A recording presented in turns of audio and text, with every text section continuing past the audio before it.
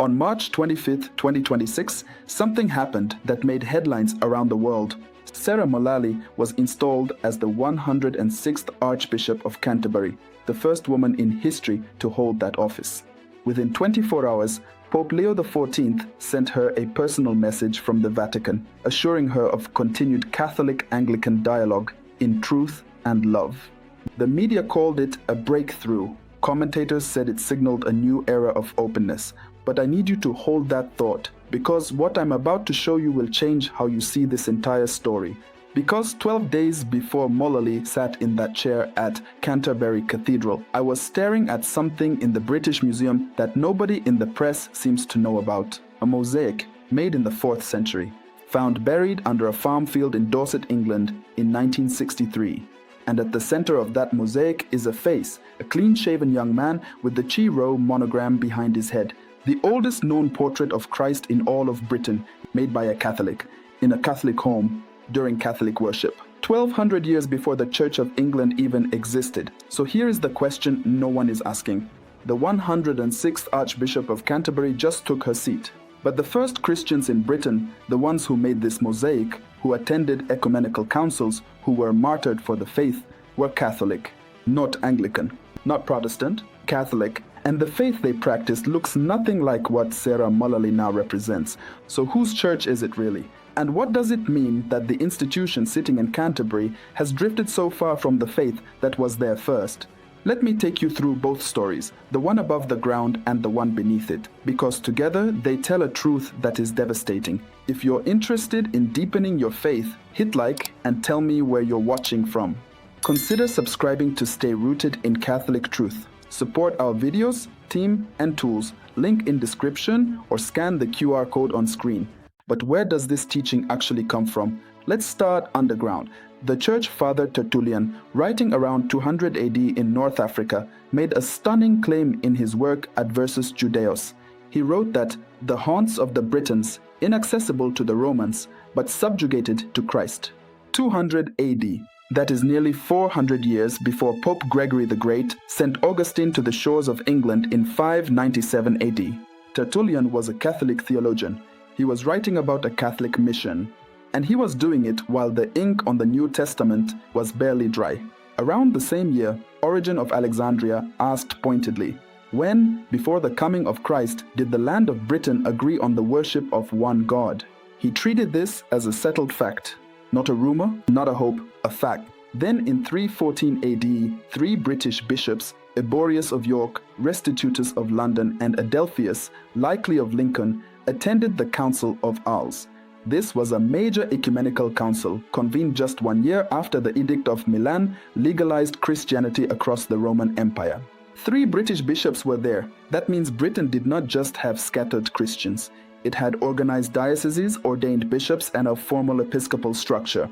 In 314 AD, Britain had Catholic bishops more than 1200 years before Henry VIII declared himself head of the Church of England, and the physical evidence backs this up completely. The Hinton St. Mary mosaic, dated to around 350 AD, features a portrait of Christ with the Chi Rho monogram. The Greek letters for Christos, the Anointed One, the same word that translates the Hebrew Mashiach. Below the Christ portrait, the mosaic depicts Bellerophon riding the winged horse Pegasus and slaying the Chimera, a fire-breathing monster. In early Christian visual language, this was not pagan decoration, it was Catholic theology. Christ conquers evil. And the Water Newton treasure, also from the 4th century, discovered in Cambridgeshire, is the earliest known collection of Christian liturgical silver in the entire Roman Empire. Silver chalices, patens, and votive offerings. This was organized, sacramental, liturgical Christianity, the same kind we recognize today as Catholic. Now hold that in your mind. That is the below-ground story. Catholic Britain, bishops at ecumenical councils, the oldest portrait of Christ in the British Isles, the oldest liturgical silver in the Roman Empire, all Catholic, all predating the Church of England by over a millennium. Now let's go above ground. Let's talk about what sits on top of that foundation today. For nearly 1,000 years after Augustine arrived, England was a Catholic nation. Every single Archbishop of Canterbury, all 105 of them before Mullally, was in some form connected to the Catholic episcopal tradition. The first 70 were in full communion with the Pope. Then, in 1534, one man broke it. Henry VIII wanted to divorce his wife, Catherine of Aragon. Pope Clement VII said no, and so Henry passed the Act of Supremacy, declared himself the supreme head of the Church of England, and severed the English Church from Rome. This was not a theological reformation. It was a marital crisis wrapped in political power. It cost St. Thomas More and St. John Fisher their heads. More's last words were, "I die the king's good servant, but God's first." Under Henry's Archbishop Thomas Cranmer, the ordination rite itself was altered. The words were changed, the intention was changed, and in 1896, Pope Leo XIII examined the result and issued Apostolic Curae, declaring Anglican orders absolutely null and utterly void. The Hebrew concept of semicha, the authoritative laying on of hands in an unbroken chain, had been broken. The power to validly ordain priests and bishops had been lost.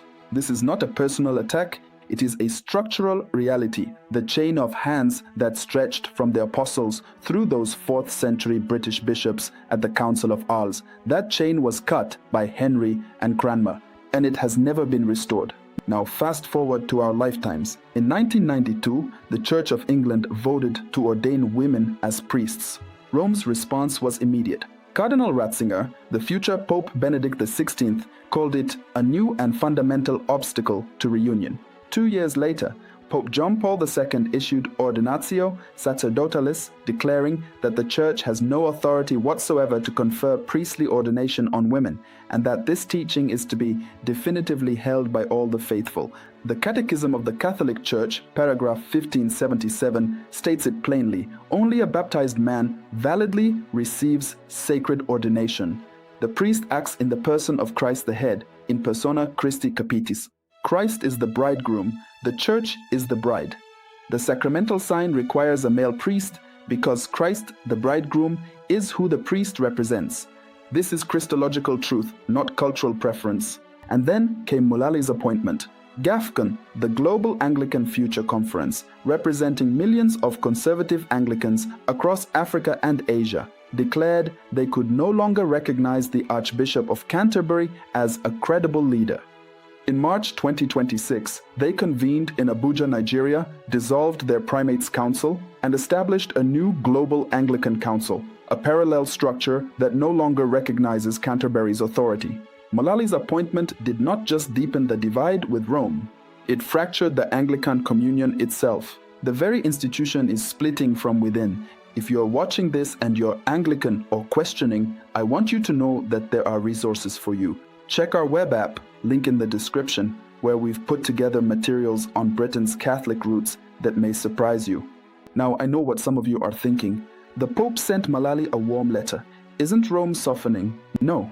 Catholic ecumenical engagement has always operated on 2 tracks: genuine warmth towards separated brethren as persons, and absolute firmness on doctrinal truth.